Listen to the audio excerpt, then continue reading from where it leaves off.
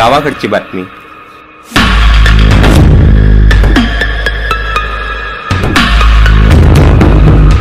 जिथे गाव तिथे आम्ही. गावाकडची बातमी.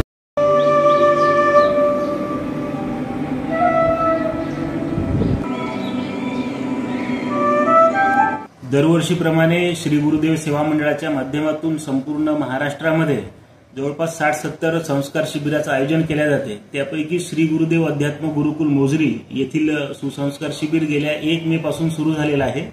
15 मे पर्यंत हे संस्कार शिबिर चालणार आहे. याच्यामध्ये संपूर्ण महाराष्ट्रातून, त्यानंतर तेलंगणा, मध्य प्रदेश अशा 2-3 प्रांतांमधून 270 विद्यार्थी सहभागी झालेले आहेत. राष्ट्रसंत तुकडोजी महाराजांचे राष्ट्रीय विचार, त्यांचं संतांचं साहित्य आणि राष्ट्रप्रेम हे या शिबिरामध्ये विद्यार्थ्यांना शिकवले जाते. सोबतच दिनचर्येमध्ये योग, प्राणायाम, संगीत, व्यक्तिमत्व विकास, आई वडिलांविषयी, वडीलधाऱ्यांविषयी आदरभाव आणि लाठीकाठी, कराटे, योग, प्राणायाम असे सर्व विषय शिकवले जाते.